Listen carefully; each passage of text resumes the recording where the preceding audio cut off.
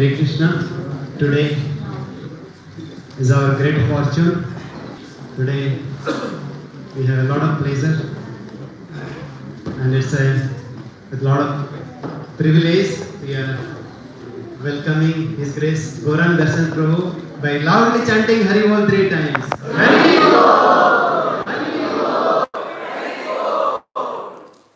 Yes, Prabhuji had visited us around 3 years back. We had a small family. Now we have excellent family. So Prabhuji is not unknown to anyone. Prabhuji is famous all over the world for his wonderful Srimad Bhagavatam, Bhagavad Gita, Chaitanya Charitamrita scriptures. Like he has made studying the scriptures so simple, so practical, so relatable. And we can go behind. We have seen so many devotees who are finding difficult to study scriptures, but after hearing Prabhuji's either Gita Prabha recently or Bhagavad Prabha or so many, reading so many books like Subodhini series or even books like Calm Amidst Chaos or this Bhagavad Gita. So many books Prabhuji has written so wonderfully, so simply that any of us can think that yes, this philosophy is not only about just recitation or just reading as a ritual, but we can really practically apply in our life. Prabhuji is a dean in our Bhaktivedanta Vidyapit in Govardhan Eco Village near Bombay. Prabhuji, of course, materially he has done his masters from ISC but now he's traveling all over the world, not only to different temples, but also different corporates as well, saying how this practical principles from scriptures can be applied in our own life. Prabhuji has written more than 60 books. Every month, new books are coming out. His only goal is that devotees can take advantage of it and can really get benefited out of it. And Prabhuji is here just for a week in Bangalore, but today is this is his fourth program. Another 2-3 programs are lined up. So in spite of his busy schedule, in spite of all of us know the Bangalore traffic, he has graced us. So we are very, very thankful to Prabhuji for coming to this humble center and inspiring all of us. So I would request all the devotees, the most respectful way that we can really invite the speaker is keeping our mobile phone switched off or in the silent mode, and also be attentive, while hearing. Thank you very much. Hare Krishna, Krishna Krishna, Hare Hare, Hare Ram, Ram Ram, Hare Hare. Hare Krishna. Hare Krishna. Jayaraja Madhav, or directly start with prayer? Om Namo Bhagavate Vasudevaya. Om Namo Bhagavate Vasudevaya.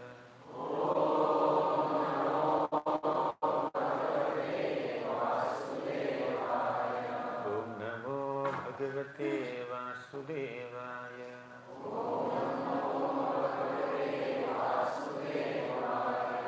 Ajnanatimirandhasya Gnananjanashalakaya Chakshurunmilitam Yena Tasmai Shri Gurave Namaha. Nama Om Vishnupadaya Krishna Presthaya Bhutale Shrimate Bhaktivedanta Swamiti Namine. Namaste Saraswati Deve Gauravani Pracharine Nirvisesha Sunyavadi Paschatya Desatarini. Jai Shri Krishna Chaitanya Prabhu Nityananda Shri Advaita Gadadhara Srivasadi Gaura Bhakta Vrinda. Hare Krishna, Krishna Krishna, Hare Hare, Hare Rama, Rama Rama, Hare Hare. Hare Krishna. I am very happy and grateful to be amongst all of you today. Thank you so much for taking the path of bhakti seriously and spending your valuable time on the Sunday to gather for this spiritual discussion based on Bhagavad Gita. There are so many people in this world, not many are inclined to practice spiritual life. There are so many souls, although they have access to scriptures, although they have access to good association, they don't take it seriously. They waste that opportunity. But fortunate are those people who have access to spiritual training, guidance, scriptures, devotees, and also take benefit of that access and imbibe the teachings of the scriptures and follow the path nicely. Out of millions and trillions of souls who are parts of Krishna, who are amshas of Krishna, only few of them show some spiritual inclinations. They get some extra mercy. Krishna said in the Bhagavad Gita, Samoham sarva bhuteshu name dveshyosti na priyah ye bhajanti tumam bhaktya mayite teshu chapyaham. Say it. Samoham sarva bhuteshu name dveshyosti na priyah ये भजन्ति तु मां भक्त्या मयि ते तेषु चाप्यहम् समोहम सर्वभूतेषु. Krishna is equal to everyone. Name dveshyosti, he doesn't hate anyone. Na priyaha means he doesn't hold someone too dear to him also. He is not having any partiality towards someone. But although Krishna is equal to all, he is impartial, he doesn't envy anyone, he doesn't hate anyone, still, ye bhajanti tu mam bhaktya, whoever does bhajan of Krishna with bhakti, whoever renders devotional service to Krishna selflessly, mayite teshu chapya, I am there for them, they are there in me. I show some extra special inclination towards such people. Got it? So Krishna is equal to all the 1.4 crore population of Bangalore. How is he equal to all? Because he stays as super soul within the hearts of all living entities. It doesn't differentiate. Those who are in Akshar Yoga only, I will stay as Paramatma in their hearts. Those who are outside this Akshar Yoga campus, no, I will not stay in their hearts. He doesn't say like that. Whether they are human beings or animals or birds or plants or snakes or children or adults, Krishna stays in the hearts of all living entities, undoubtedly. Thus he is equal to all. But as Bhagavan, as Paramatma is equal to all, Super Soul, as Super Soul is equal to all. But as Bhagavan, as the Supreme Personality of Godhead, he gives extra attention, special attention towards devotees who sincerely approach him. And this is not Krishna's partiality, by the way. You see? A teacher may give the same lecture to all the students in the class. So many children are there, 100 children. Teacher gives the same class. Doesn't block the ears of one child and doesn't give some special lecture in the ears of one child. But only some children, some students who are sincere enough will take benefit of the teacher's teachings. There are some kids who may be looking through the windows outside what's happening. And some little grown-up kids, they may check their phones. They keep texting even during the class. Some are thinking of something else, some are sleeping, dozing off. If they don't learn the subject properly, that does not mean that teacher is partial towards the other students and teacher is neglectful towards these kids. They did not reciprocate with the teachings of the teacher. So just as teacher is equal to all the students in giving the same lesson to all of them, yet different students take benefit of the teaching according to their receptivity. Similarly, God is equal to all, Krishna is equal to all. But there are some sincere souls who reciprocate with the teachings of the Lord, who follow his teachings, and Krishna will show some special inclination towards them. Krishna gave good advice to Duryodhana. He didn't listen. Krishna gave his teachings to Arjuna. He listened. Simple. So, anyways, I thank all of you for coming here, showing some interest in the teachings of Bhagavad Gita. Now I was asked to speak on this topic, learn Gita, live Gita, love Gita, right? Is that right 3 words? Learn Gita, love Gita and live Gita, right? Okay, let's try. Let's try to discuss on this beautifully framed topic, subject. First, learn Gita. How to learn Gita? Simple. Go to someone who has already learned Gita. And I have. No need. Go to someone who has learned Bhagavad Gita and learn from them. Because it's violence to give guidance without experience. You understood this? It's violence to give guidance without experience. we need some experience to give guidance to someone in a field. Yesterday somebody came to me asking for some career options.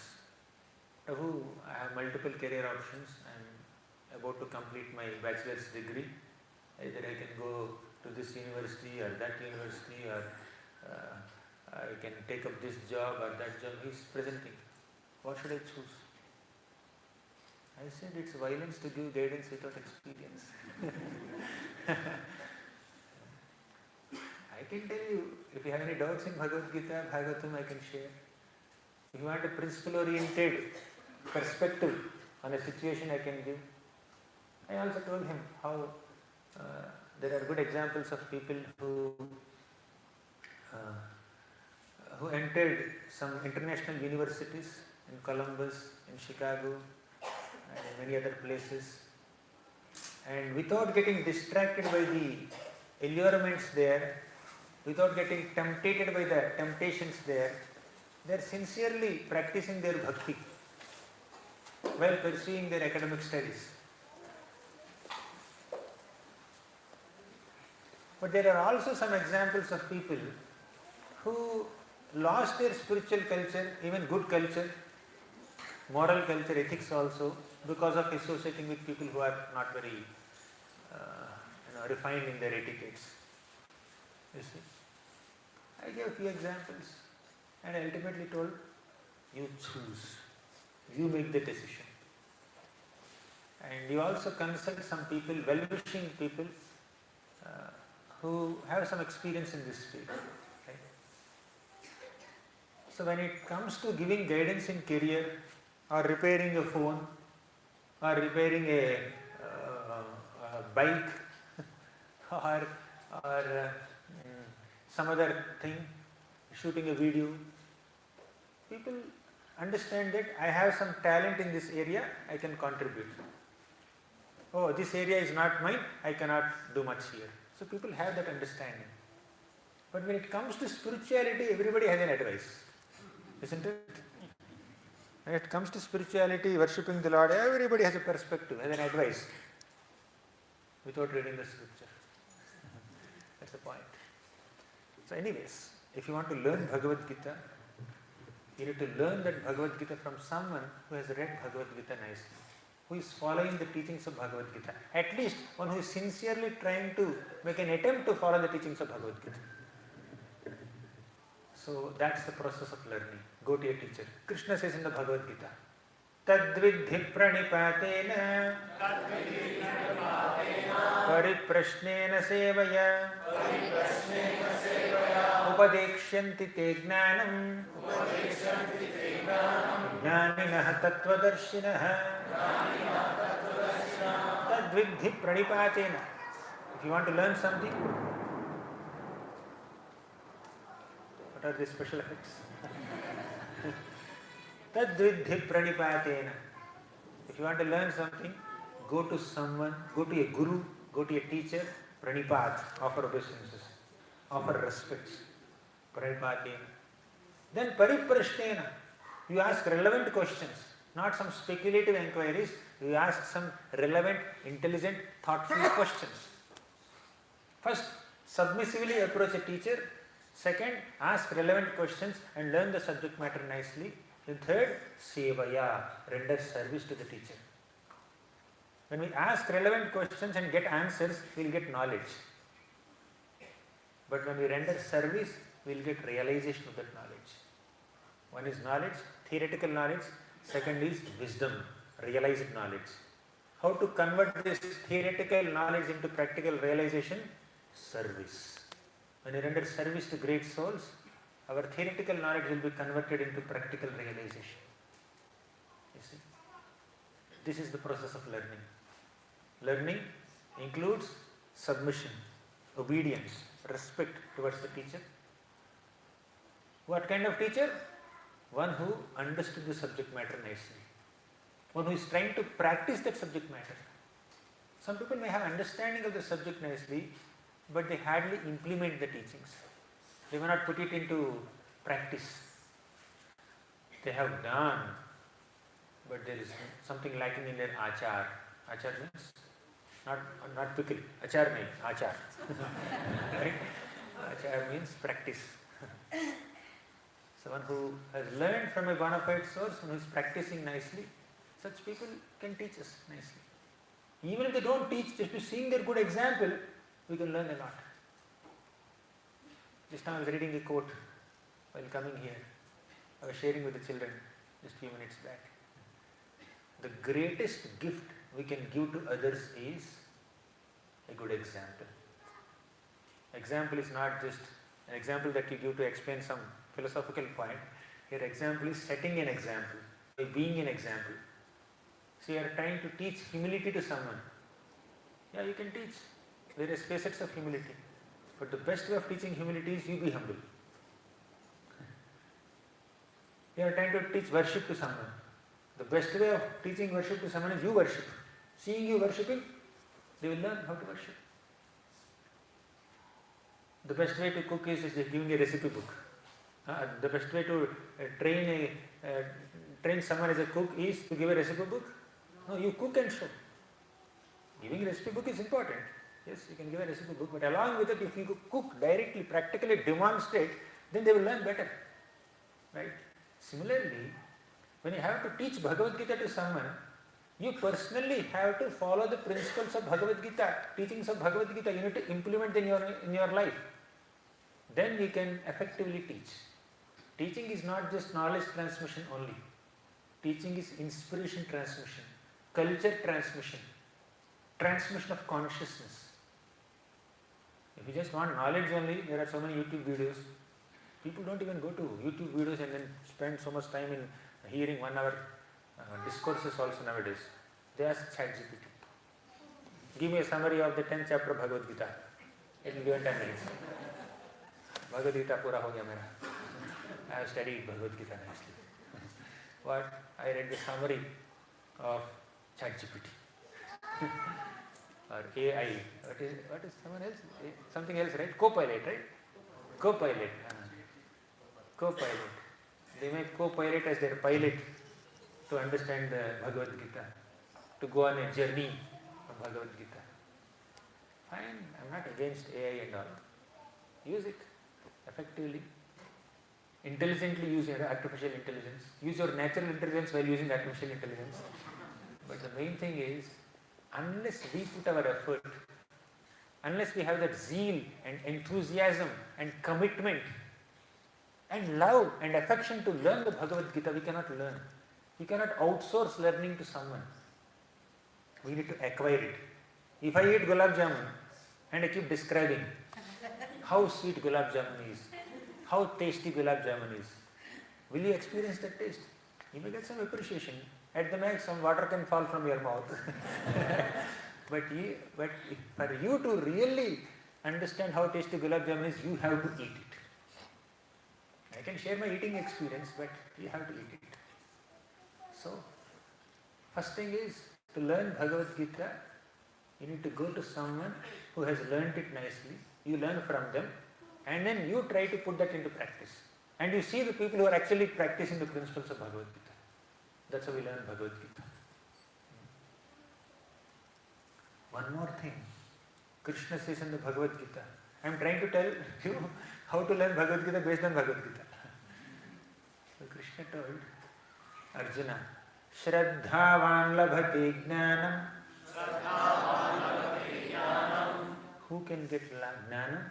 One who has Shraddha, faith. We need to have faith in the teacher. Without faith in a teacher, we cannot learn. Just like you go to a restaurant, order some dosa or idli or pizza or something else. You have faith that they did not put poison in it. You don't take it for a lab test, right? But still you have, by default you have a faith that he must have given it without poison. He must be clean. At least it's edible. It's eatable. It will quench my thirst, or it will satisfy my hunger. So you have some little faith in it. Therefore you are eating it. You cannot do all the tests before experiencing something. You are ordering some gadget. Like for example, you are ordering this bottle on Amazon. So it says 300 rupees or 500 rupees, something like that. I mean, they give some specifications, right? These are specifications.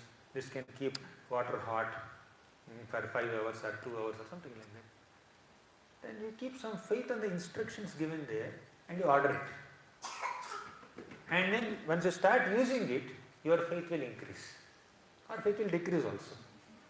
But you invested some initial faith. Before ordering the bottle, you have invested some faith, right? Similarly in spirituality also, you should invest some faith before beginning the process. And that investing that faith is the beginning of the process. You need to invest that faith. Oh, Gita says this, yukta hara viharasya yukta cheshtasya karmasu. So many teams of Bhagavad Gita are there.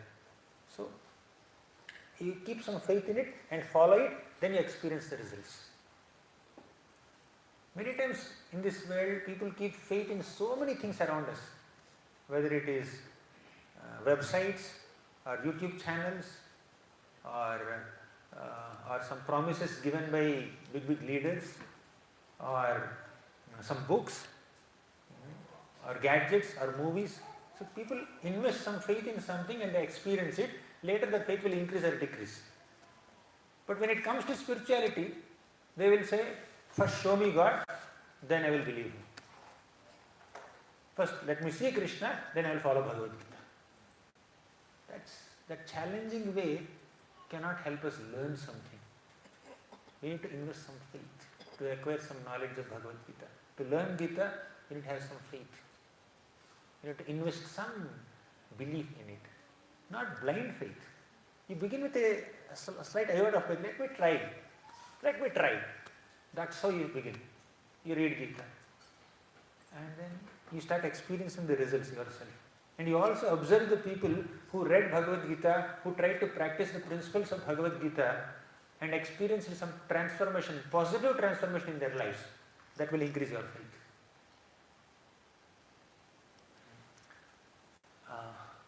That's about learning Bhagavad Gita to some degree. How did Arjuna learn Bhagavad Gita? He learned Bhagavad Gita directly from Krishna, from Bhagavan. Arjuna had this one quality. What is that? Submissioness, definitely. Non-enviousness. Krishna said in the Bhagavad Gita, Idam tute guhyatamam pravakshyam yanasuyave jnanam teham savijnanam yajñātvā mokṣase shubhat. Idam tute guhyatamam pravakshyami anasuyave. My dear Arjuna, I am revealing this most confidential knowledge to you. Guhyatamam knowledge means most confidential knowledge. I am revealing this to you because anasuyave, you have no asuya. What is asuya? Envy, jealousy. Because you don't have envy or jealousy in your heart, for me, I am revealing this secret to you. So the first qualification to understand Bhagavad Gita, or one of the first qualifications to understand Bhagavad Gita is to have a non-envious heart. To the degree we have jealousy in that heart, to that degree we cannot understand Gita. To the degree we are non-envious, to that degree we can understand Gita. The understanding of Bhagavad Gita is blocked when there is envy in the heart. But how to destroy this envy? Simple. Read Bhagavad Gita. Right? Chant Hare Krishna. Chant the names of the Lord. So the process of destroying this envy is bhakti. And the process of advancing in bhakti is non-enviousness. Means you begin little bit of bhakti that will reduce your envy. With such a non-envious heart, you can understand bhakti better, understand Gita better, worship the Lord better. With your increased worship, whatever traces of envy are there, they will also go. So both will go hand in hand together. In short, our devotion and our good qualities, our bhakti and our sadguna will progress together. They go hand in hand.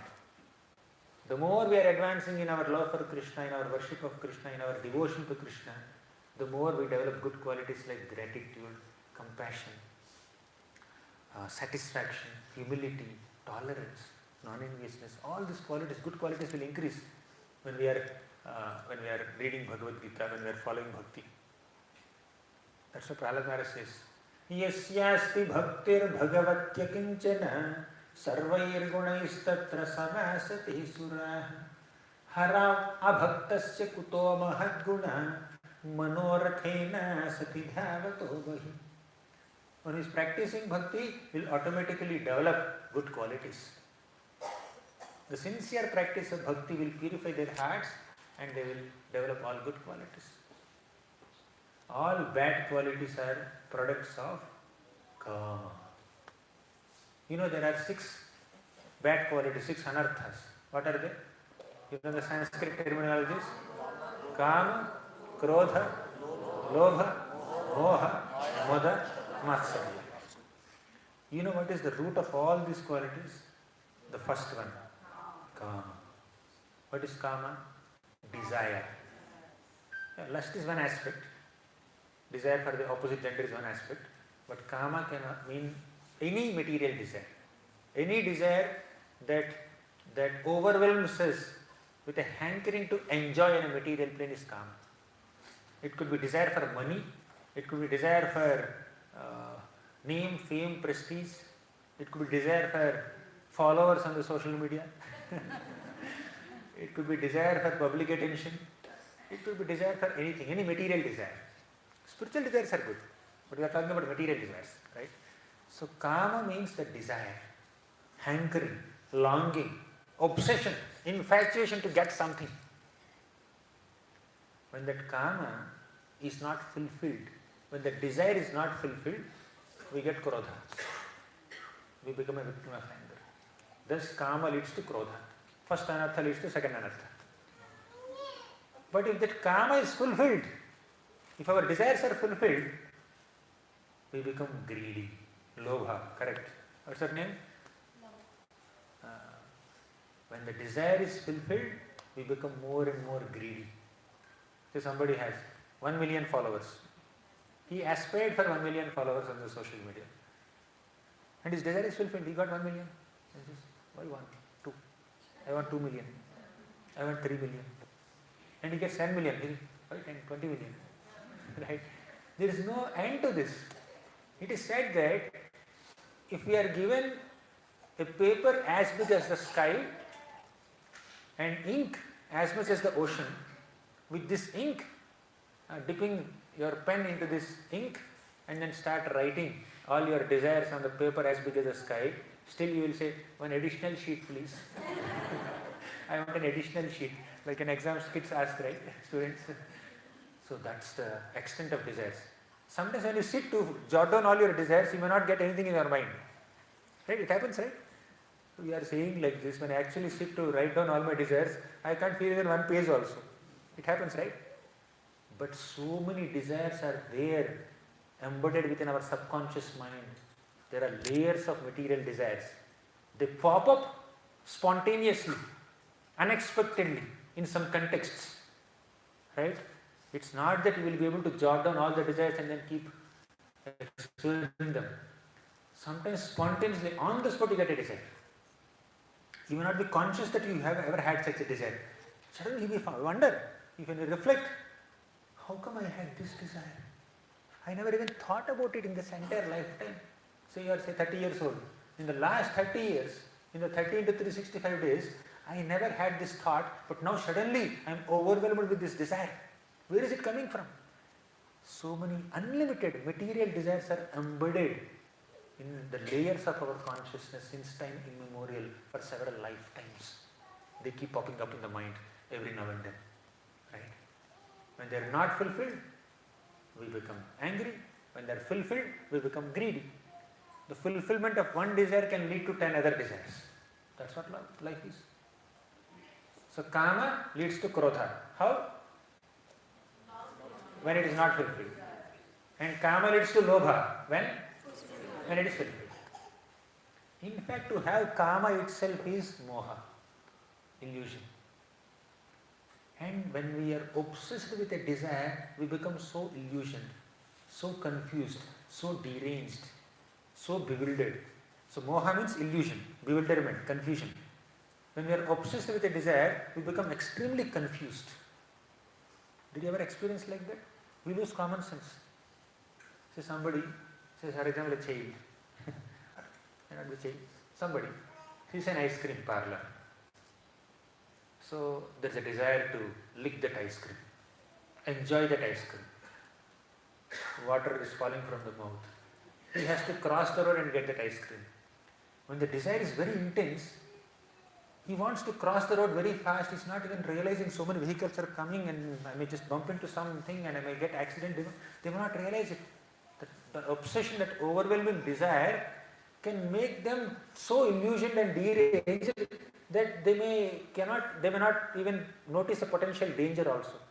I am giving a very innocent example of crossing the road to get ice cream, but there are many other desires which are there in our mind which may be very overwhelming. We may not be able to exercise our intelligence when we are overwhelmed with a desire. We will become very illusioned. We will become very obsessed. We will become very infatuated. We may lose common sense.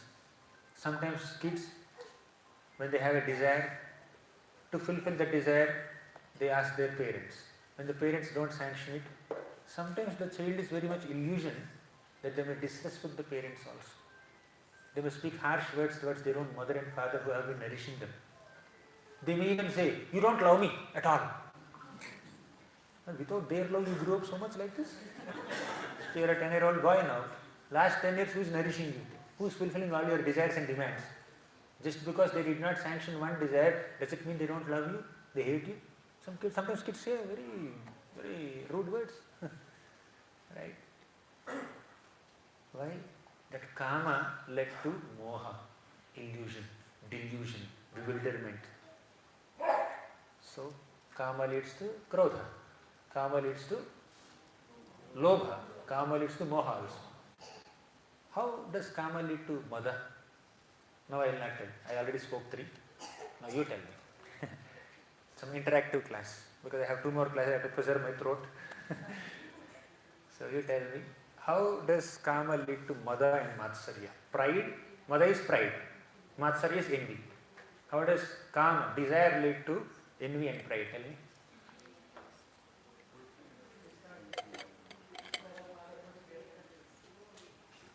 That boy. A lot of desires get fulfilled, and then we start to feel proud of ourselves, and then we start feeling to get even more desires, and then we get even more pride. Oh, very good, very good. What about envy? How does, his answer is correct. Let me unmute someone else.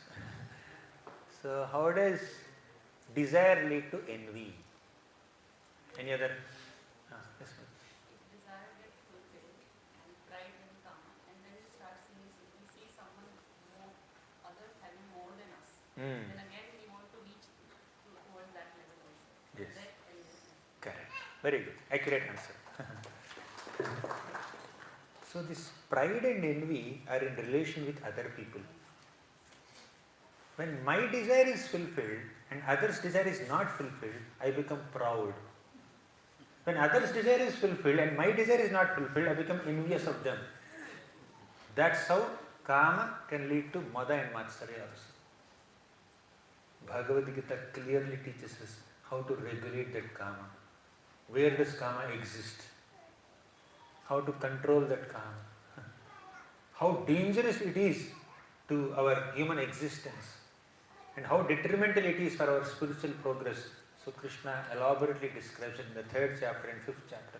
Shaknoti haiva yashodham praksharira vimokshana kama krodhodbhavam vegam sayuktaha sasukhi naraha. Means, till the fag end of life, praksharira vimokshana means till we leave this body, till we die, till that moment also desires exist. Kama krodhodbhavam vegam. These urges of lust and envy, lust and anger exist even till the fag end of life. You have to be very careful. Dushpuryen analena cha, this lust burns like fire, forest fire. But we need to convert that lust into love. material desire into spiritual desire, an infatuation to enjoy in a material plane into an obsession to satisfy Krishna, to love Krishna, to dedicate oneself to Krishna. That requires some detachment. Detachment is most logical thing in this world. All the people feel that, why Krishna says karmanyevadhikaraste mahaphaleshu kadachana. You have the right and responsibility to perform your duties, but you cannot claim any result. Results are not in your control. They don't belong to you. I am working. Results belong to me. Why Krishna says be detached from the results?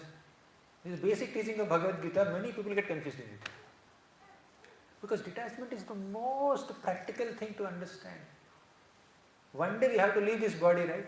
Whatever you have acquired during this life, you have to leave. Why should you be attached to it? Simple.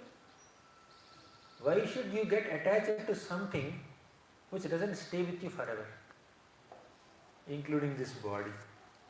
Even the body doesn't stay with us forever.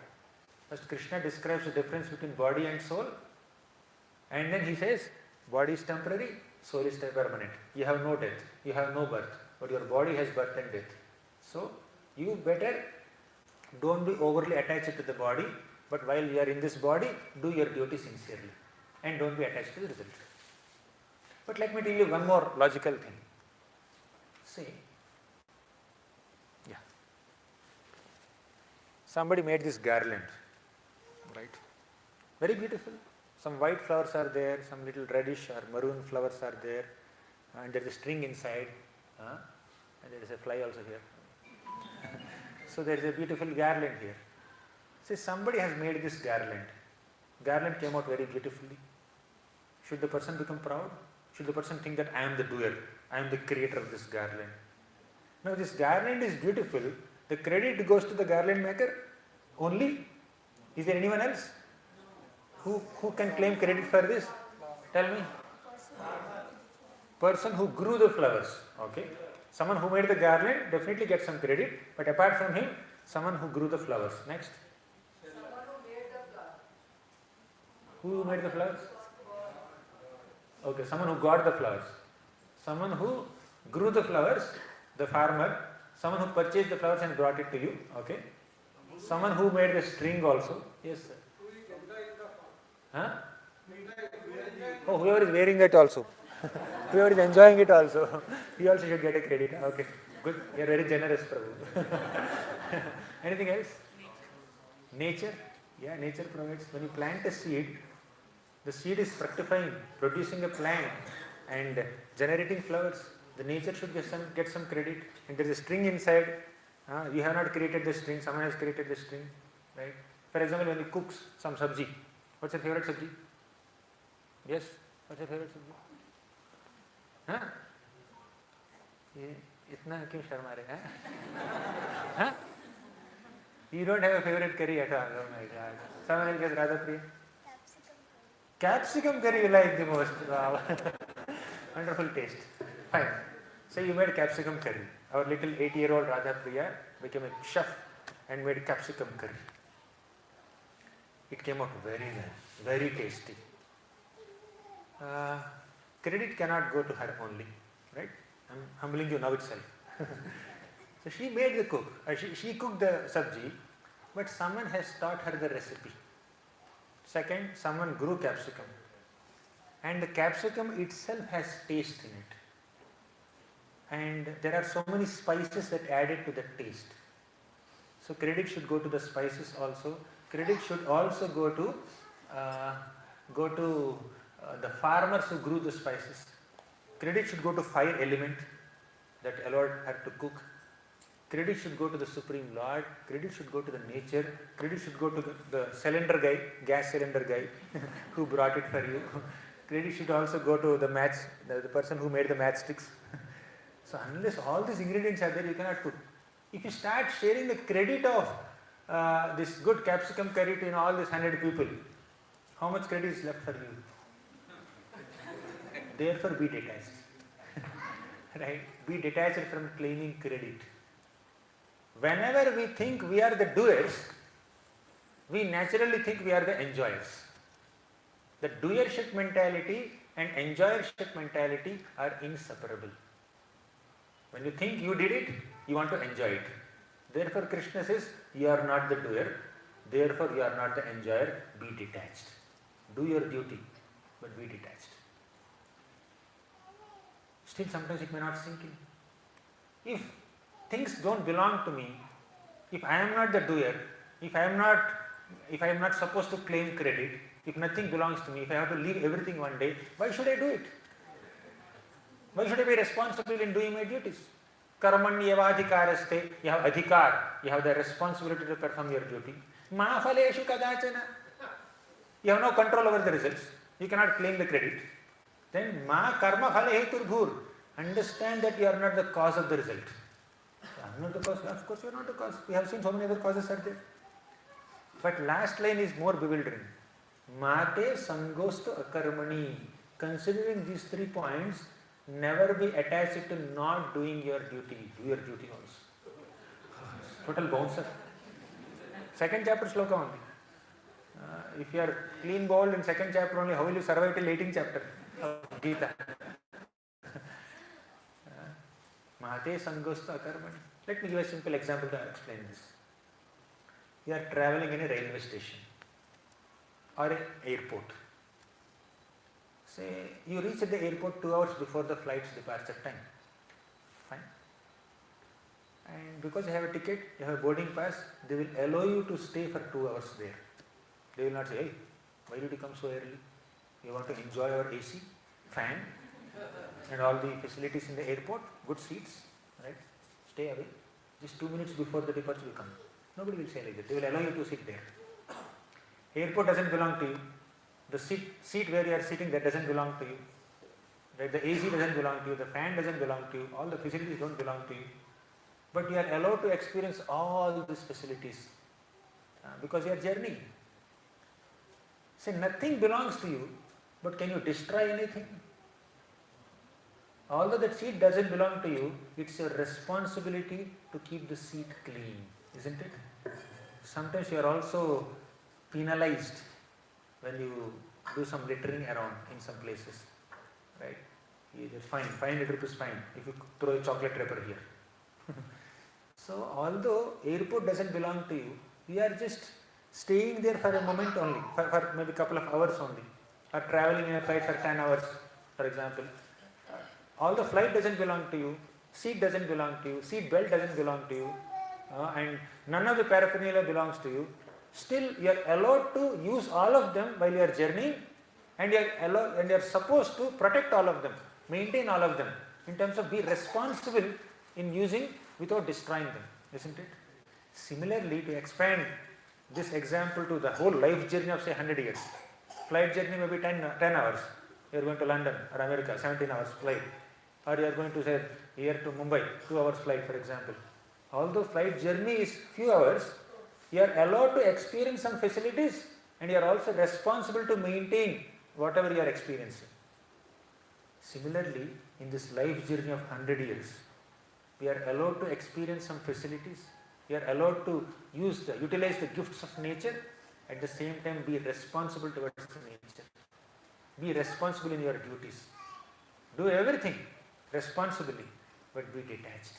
Nothing belongs to you. You need to be responsible in using all the facilities in the airport, but nothing belongs to you. Similarly, you are responsible in doing all your duties in this life, but nothing belongs to you. Be detached. That's the combination of responsibility and detachment taught by Bhagavad Gita. Exemplified by so many Rajarshis. Right? While traveling in a train, you can look through the window and enjoy all the wonderful scenery. You may be seeing waterfalls, you may be seeing mountains and trees and people and rivers and oceans while you are journeying in a train or in a flight. Enjoy all that. But nothing belongs to you. Be detached. And be responsible. Right? So Krishna teaches this. So we should learn Bhagavad Gita from someone who has learned it nicely, and we should also try to implement these teachings of Bhagavad Gita in our own lives. I am just speaking some little sutras here and there. The sutra of detachment, sutra of responsibility, sutra of learning, acquiring knowledge by going to a guru, submissiveness, service, relevant inquiries, all that we have been discussing, all these are like small glimpses of Bhagavad Gita. There's a lot of depth there. So once you read the philosophy of Bhagavad Gita, you will learn to love it.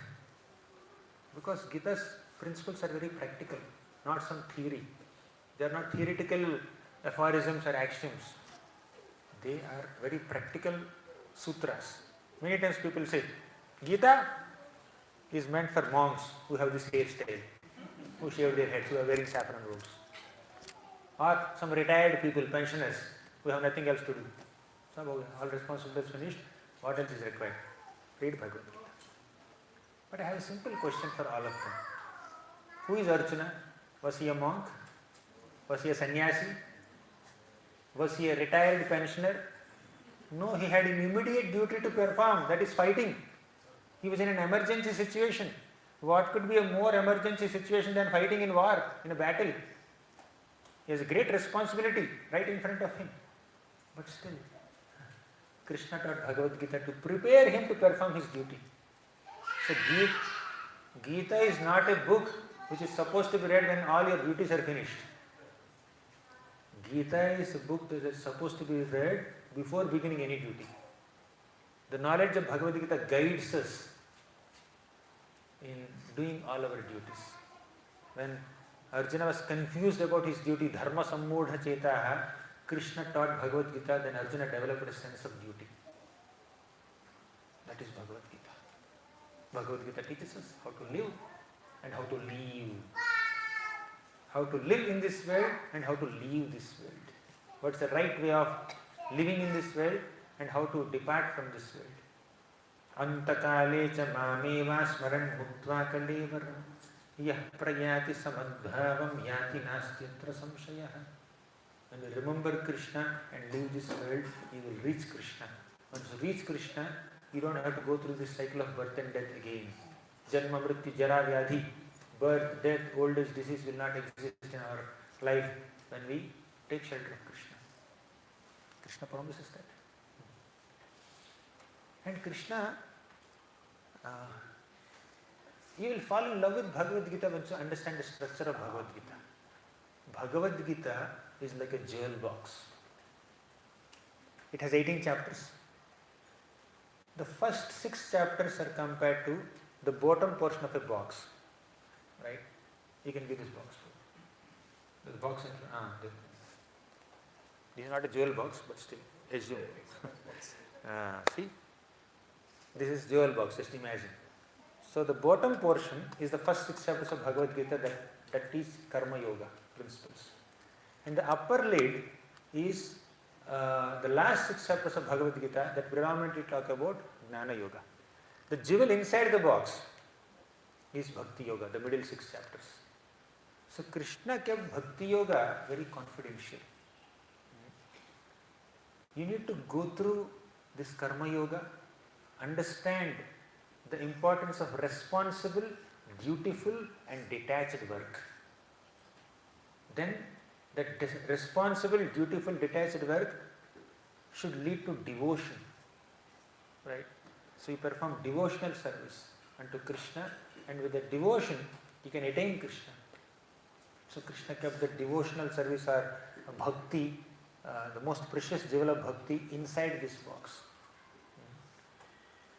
Now Gita talks about 4 yogas. Karma Yoga, Jnana Yoga, Dhyana Yoga and Bhakti Yoga. 4 yogas, right? What is yoga? Can anyone say what is yoga? Union with God, wonderful. Connect to Lord. Connecting with Lord, amazing. So yoga means to connect our consciousness with the Supreme Lord. Right? That is yoga. If we do that connection, if we try to make that connection through karma, your action, your duties, it is called Karma Yoga. If you try to connect with God through your knowledge, it is called Jnana Yoga. If you try to connect with the Lord through meditation, it is called Dhyana Yoga. If you try to connect with the Lord through devotion, through love, through affection, it is called Bhakti Yoga. I often say, you may do karma, but that karma may not include prema or bhakti. Means you may work for someone, but you may not love the person whom you are working for. Any realizations? You may be working in some company. All of you, do you love your bosses? Anyone? So we may work for them. Day and night we may work for them. They will give deadlines. Then we have to stretch ourselves to work for them. But we may not love them so much. We are just looking for salary sometimes. Some people are there. They love their bosses so much. Because the boss is very personal and loving and caring. So not just, they don't work with the boss or for the boss just as an obligation, but they actually have some affection in doing that work. That's good. But not many are like that. So in short, the essence of this example is, karma doesn't include bhakti, but bhakti includes karma. Your working for someone may not indicate your love for them, but when you love someone, you will naturally work for them, you will serve them, you will do something for them, right? So bhakti includes karma, but karma doesn't include bhakti. Second point, jnana, knowledge. You may know someone, but do you love everyone whom you know? You may have deep knowledge about someone. Does it increase your love for them always? Not necessarily. But if you love someone, you will naturally know the person. You want to know more and more about that person, right? So love includes knowledge, but knowledge may not include love. Means jnana doesn't include bhakti, but bhakti includes jnana. Clear? Let's come to dhyana. Dhyana means meditation, deep thinking. You may think of 100 people in this world, but do you love all of them? No. We may think of 100 people, but we may not love all of them. We may think negatively also. But when we love someone sincerely, you will naturally think about them. The more you love a person, the more you think about that person. That means bhakti includes dhyana, but dhyana doesn't include bhakti. So out of these 4 yogas, karma, jnana, dhyana, bhakti, which is the best? Bhakti. Because bhakti includes karma, jnana, dhyana, but other 3 may not include bhakti. Therefore bhakti yoga is the supreme path in the Bhagavad Gita. The foremost and the essence of Bhagavad Gita is bhakti yoga. So once you understand the structure of Bhagavad Gita, then you will fall in love with Bhagavad Gita. You see? But Krishna is an accommodative God. After speaking about 4 yogas, Krishna also is conveying this message that if you don't have so much love for me, at least work for me. At least know me. At least think of me. Eventually you will love me also. So Krishna, if bhakti is the essence, he could have spoken only bhakti, but he spoke other paths also, so that people who are in different levels of consciousness can connect with the ultimate path of bhakti from wherever they are. Right? Say bhakti is the main path, we understand this. But within bhakti, what is bhakti? Pure loving devotional service unto Krishna. Pure dedication to Krishna. Krishna defines bhakti in so many shlokas. Ananyaschinta yanto mam ye janaha paryupasati tesham nityabhiyuktanam yogakshemam vahamyaham. To always think of Krishna is bhakti. And patram pushpam phalam toyam yome bhaktya prayachati tadaham bhakti prahritam ashnami prayatatmanaha. To selflessly make all offerings to Krishna, to selflessly serve Krishna is bhakti. But what if I don't have that ability to always think of Krishna and selflessly serve Krishna? Then Krishna says, okay, fine. If you can't selflessly serve me, if you can't always think of me, at least try to assist people who are working for me. At least assist devotees who are serving me.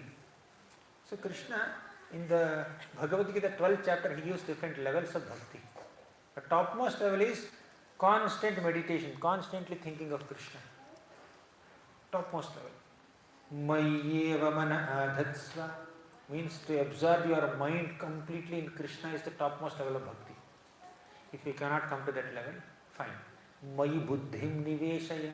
At least with your buddhi, intelligence, you try to understand Krishna Tattva by reading scriptures. If you can't even come to that level, at least do abhyasa rupa bhakti, where you serve Krishna by engaging your senses in Krishna's service.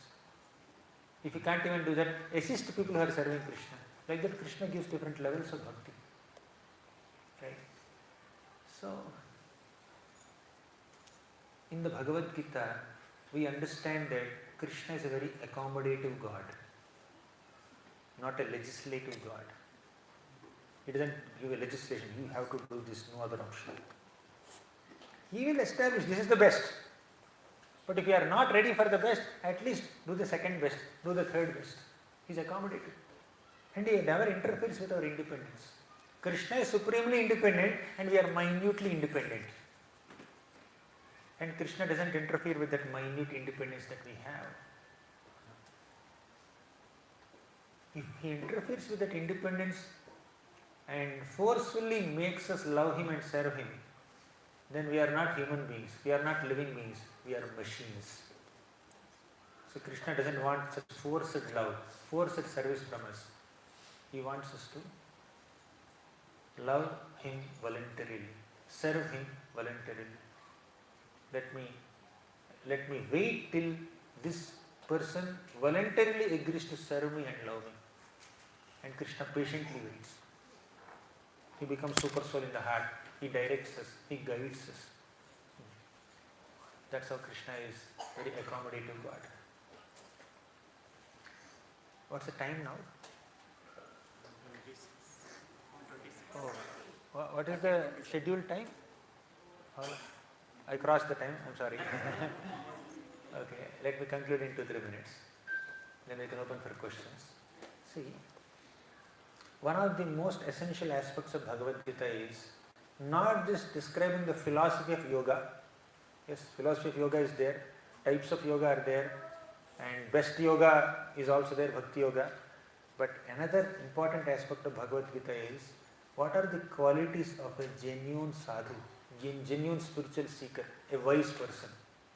Krishna gives lists of qualities in multiple places in Bhagavad Gita. He speaks about amanitvam, adambhitvam, ahimsa, kshantirarjavam. He also talks about this tejak shamadhriti shaucham adroho natimanita bhavanti sampadam daivi abhijatasya bharata. So Krishna gives lists of good qualities, virtues, values, morals, principles, ethics that we need to cultivate. Humility, compassion, gratitude, tolerance, equanimity. So all this Krishna will teach us. And Krishna is emphasizing on this importance of these qualities. We need to understand, apart from worshipping him, apart from chanting his names, apart from following the process of bhakti yoga, we should parallelly cultivate these good qualities. Yes, bhakti will give these good qualities, but we can also put some effort to practice humility, cultivate gratitude, cultivate satisfaction, cultivate humility, cultivate equanimity. So these virtues and worship will go hand in hand. Thus we can attain the supreme abode of the Lord. That is, we can transcend this material world and attain the supreme Lord's abode. Detachment, equanimity, responsibility, so many things. Gita is such a elaborate meal. It's a great feast. Gita can completely satisfy your intellect, and Gita also can completely pacify your emotions. How much Krishna loves all of us. Krishna expresses in the Bhagavad Gita, especially in the 9th chapter, how accommodative he is, how loving he is, how caring he is. Krishna is very affectionate towards all of us. He is waiting for us. Even if you do a mistake, I am ready to forgive you. Please take my shelter. Apichetsu duracharo bhajate mamananya bhak sadhureva samantavyaha samyak vyavasito hi saha. Even if somebody, a devotee does sudurachara, means very bad activities, mistakes, Krishna says, I am willing to forgive you, provided you take my shelter and give up those bad activities completely.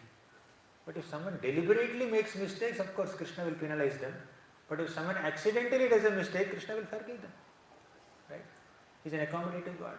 He is a loving and caring God. Just like a father is willing to forgive a child even if the child does some mischief. Similarly, Krishna, the Supreme Father, Aham Bija Pradah Pitaha, he is willing to forgive his devotees even if they make some circumstantial mistakes. So Krishna is also trying to satisfy our emotions, pacify our emotions by declaring how much he loves all of us. Name bhaktaha pranashyati, my devotee will never perish. O Partha, go and announce to the whole world. Name bhaktaha pranashyati. No, my devotee will never perish. That's the care that Krishna takes towards his devotees. Yoga kshemam vahamyaham. I will provide whatever they need and I will preserve whatever they have. He is the protector and provider. So these are some basic highlights of Bhagavad Gita for us to learn and live by and fall in love with Gita. Hare Krishna. Srimad Bhagavad Gita ki jai, Srimad Bhagavad. Anyone have any questions or comments, any thoughts? He is very enthusiastic. He raised his hand.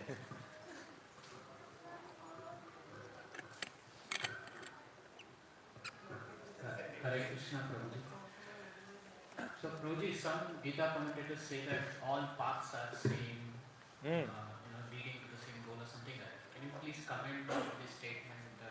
Are these two flowers same? No. They are same because they both are flowers, but they are different. They are unique. So all paths are not same.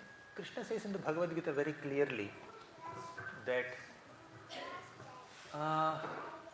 one who worships the devatas, they will go to devatas' planets. One who worships the ghosts and hobgoblins, they will take birth in those species. One who worships Krishna, they will go to Krishna. So all paths will not lead to the same goal. Every path is unique. Every practitioner of a path is also unique. So how can we see all are same? Yes, ma'am. How is Madan Mohan in Golden Village and the next temple that was finishing is done in Golden Village? Yeah, almost done. Thank you. He wants updates. This Prabhu wants a question. I was there in the month of July. Hari. Hare Krishna Prabhuji. Pranam.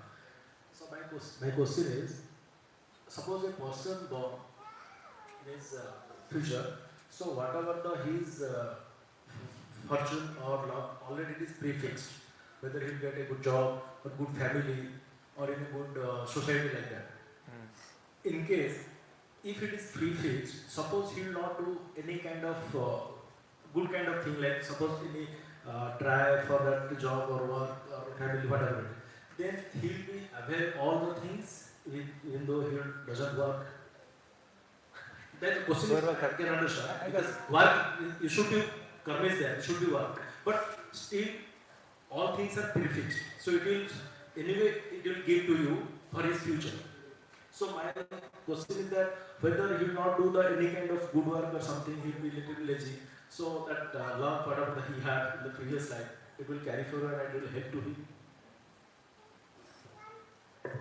Say you wanted to come to Bangalore. You have to board Bangalore flight. But by mistake, you took a ticket to Chennai and boarded Chennai flight. So the destination is fixed, as you said, prefixed. The destination is fixed. Where will the flight land? In Chennai only, not in Bangalore. You cannot change it, isn't it?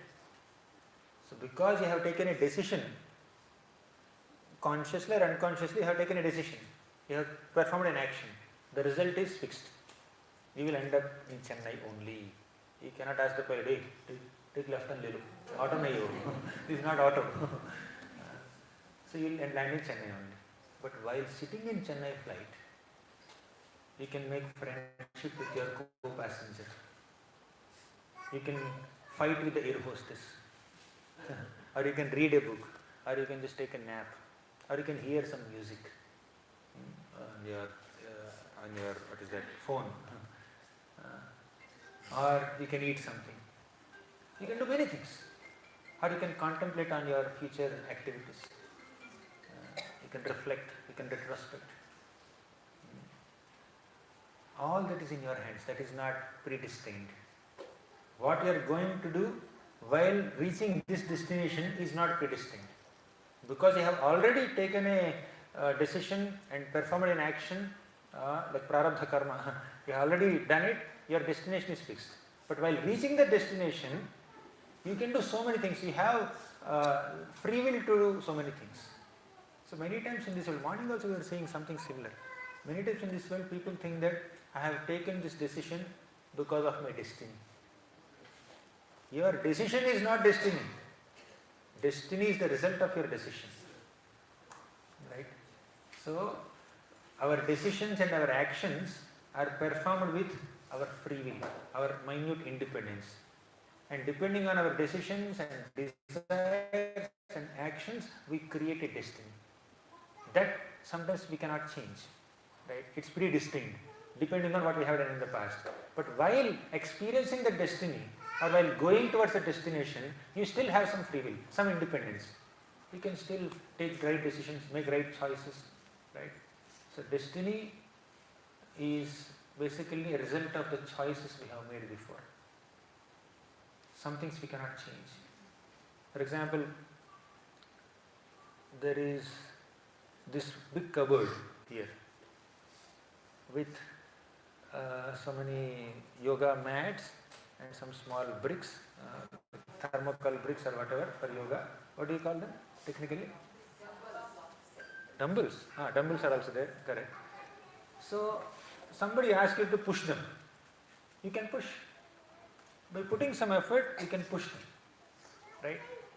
But somebody asks you to push the wall along with its foundation. Can you push? You can push the table towards the wall. You can push the table or cupboard towards yourself. You can do so many things with that. But the wall you cannot push. It is fixed there. Right? Similarly, there are some things in our life we cannot change. Predestined, prarabdha karma. We cannot change our parents. We cannot change our certain aspects of our personality. They are predestined. But sometimes we can change. Right? So while experiencing the results of our past deeds or misdeeds, we still have some independence where we can do something and make some choices and create better destiny in future. Everything is not predestined. Some things are predestined for sure, and some things you have a free will. Okay? And the human life is meant to utilize that free will, that minute independence, to choose to practice bhakti and then permanently get out of this destiny business and go to the supreme destination of Krishna Loka.